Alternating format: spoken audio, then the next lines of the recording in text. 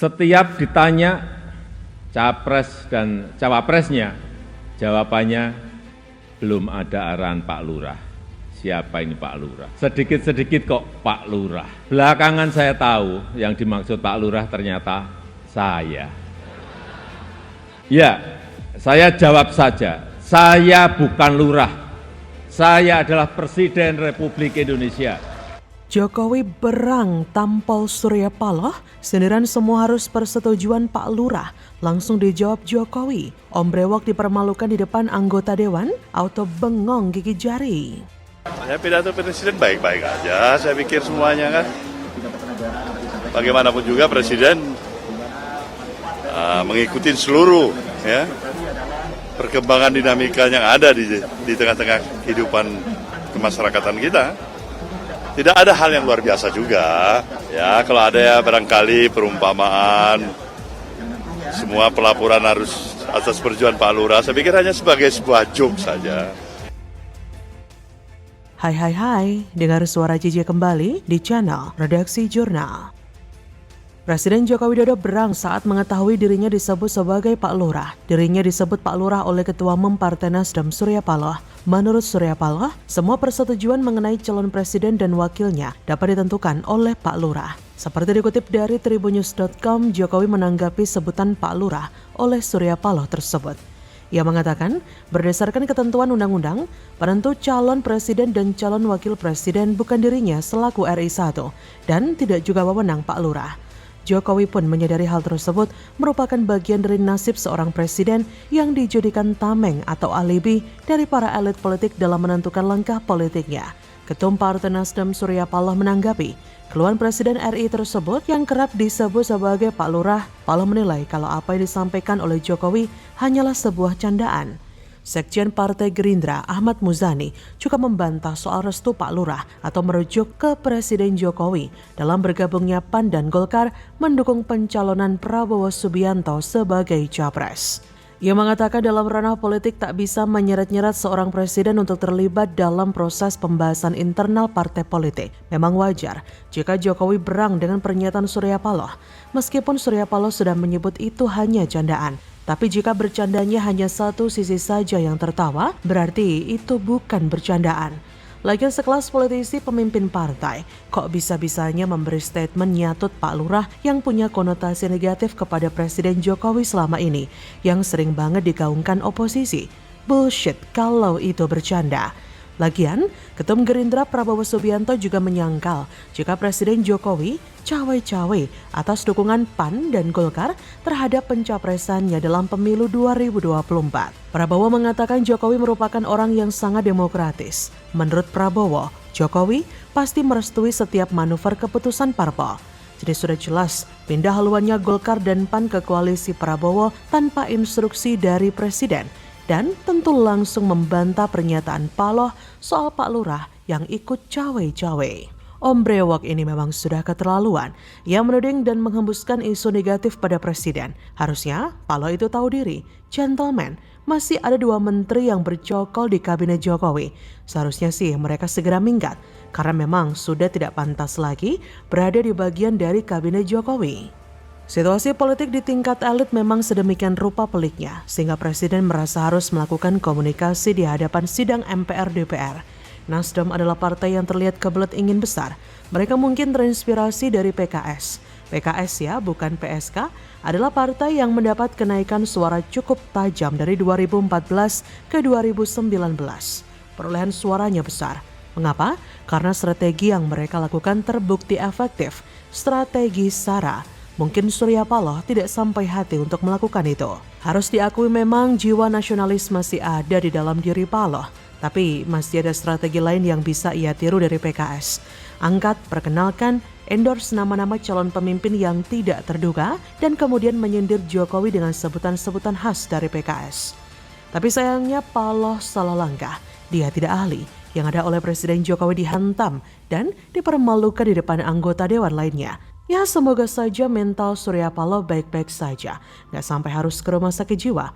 Karena terciduk kamera, dia tengah bengong sambil gigi jari, sambil memikirkan masa depan. Jadi bagaimana menurut Anda? Ya, sambil ya tentu silaturahmi karena Bu Sinta ini kalau pas keliling ke seluruh Indonesia antara lain ke Jawa Tengah pasti saya dikabari soal ke beliau ngobrol seperti tadi beliau ceritakan dan kayak Gus Dur beliau selalu mengingat peristiwa kecil-kecil sehingga kita itu merasa terhormat. Tampolan keras Yeni Wahid dihina-hina pasca tolak Anies, langsung ketemuan dengan Ganjar Pranowo. Sah dukung Ganjar, siap jadi cawapres, gerbong NU dan Gus Durian siap melaju. Nah, malam ini kan hanya bicara-bicara, hanya nyambung silaturahmi, bicara-bicara soal hal-hal yang kekeluargaan maupun isu-isu, malah lebih banyak isu-isu tentang kemasyarakatan dengan ibu juga. Kalau bicara soal politik nanti, kalau politik praktis nanti saya sama Mas Ganjar akan mojok sendiri, itu nanti ada saatnya nanti. Halo, selamat datang di channel Redaksi Jurnal bersama JJ. Putri Presiden keempat RI Abdurrahman Wahid, Yeni Wahid, memberikan kode keras dukungan kepada Ganjar Pranowo. Yeni mengungkapkan, baca pres PDIP itu bukan orang asing di lingkungan keluarga Gus Dur. Kata Yeni, Ganjar kerap kali datang bersilaturahmi dan sowan ke kediaman Gus Dur, bukan saja saat sedang mau pilpres, tapi sebelum-sebelumnya Ganjar kerap mengunjungi. Kerap hadirnya Ganjar di rumah Gus Dur adalah untuk bertemu dengan sang ibunda Sinta Nuriyah. Hal itu disampaikan Yeni Wahid seusai terima kunjungan Ganjar di kediaman Gus Dur di Ciganjur, Jakarta Selatan, Minggu 13 Agustus malam. Yeni juga mengatakan bahwa keakraban antara Ganjar dan Sinta Nuriyah bisa terlihat dalam pertemuan tersebut, di mana pertemuan itu berlangsung secara hangat dan penuh canda tawa. Komunikasi juga terlihat mengalir lancar sekali karena memang sudah kenal lama. Bahkan sang putri dari Gus Dur, Yeni Wahid, mengaku siap mendampingi Ganjar semisal bersafari ke Jawa Timur. Mendengar pernyataan tersebut, Ganjar pun menyampaikan terima kasih kepada Yeni. Gubernur Jateng itu juga mengaku telah berteman lama dengan Yeni. Sebelumnya, Yeni pun mengaku sudah siap mendampingi Ganjar apabila melakukan safari ke Jawa Timur. Awalnya Yeni mengaku tertarik diajak lari oleh Ganjar. Terlebih, lanjut Yeni, ia sedang dalam program penurunan berat badan sambil berkelakar. Kemudian ia menyatakan kesiapannya untuk mendampingi Ganjar selama di Jatim. Yeni pun lalu menyatakan kesediaannya menemani Ganjar ke makam Gus Dur di Jalan Irian Jaya, Tebu Ireng, Kabupaten Jombang, Jawa Timur. Pengakuan Yeni Wahid itu memberikan pertanda bahwa Yeni sudah menolak untuk menjadi cawapres Anies. Hal itu sekaligus juga memberikan gambaran bahwa Yeni bersama NU sudah menjatuhkan dukungannya kepada Ganjar. Hal itu tentu menjadi tamparan telak bagi Anies dan Nasdem yang telah melobi Yeni Wahid menjadi cawapres Anies. Yeni dari awal memang tidak tertarik mengingat rekam jejak Anies dan pendukungnya di Pilgub Jakarta 2017. Ditambah dengan Wasekjen Demokrat yang bicara sembarangan gara-gara nyinyir, makin kesel lah Yeni Wahid.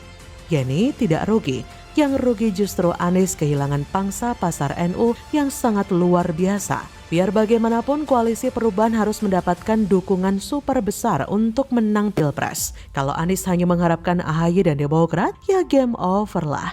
Mayoritas rakyat sudah muak dengan kelakuan para kader Demokrat yang tidak beres. Melihat pola dukungan Yeni kepada Ganjar membuktikan bahwa suara NU dan Gus Durian otomatis sudah menjadi milik Ganjar. Bahkan bisa jadi PKB juga seperti itu. Kelompok besar yang dikelola oleh Gus Dur saat itu sekarang mulai mendukung Ganjar dan itu tidak boleh dibendung. Karena kalau Prabowo yang menang, tentunya persatuan dan kesatuan negara akan terancam berhubung dia adalah orang Orde Baru yang tak pernah bisa lepas dari identitasnya. Ganjar Pranowo dan PKB adalah satu semangat dalam membangun negara Indonesia yang lebih beradab dan mengedepankan norma-norma agama yang dijalankan secara baik tanpa mengorbankan pluralisme dan semangat kebinekaan. Maju terus Bu Yeni dan Pak Ganjar. Caimin boleh saja jadi pemimpin partai secara status, tapi yang memimpin hati Nahdliyin dan juga anggota PKB adalah Gus Dur yang keluarganya merangkul Ganjar. Jadi kemungkinan menangnya sudah ada di depan mata dan Anies hanya bisa bengong dan garuk-garuk kepala. Jadi bagaimana menurut Anda?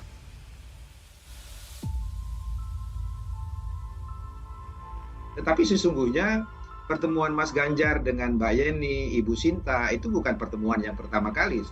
Saya juga mencatat seringkali beliau bertiga bertemu untuk forum-forum yang lainnya.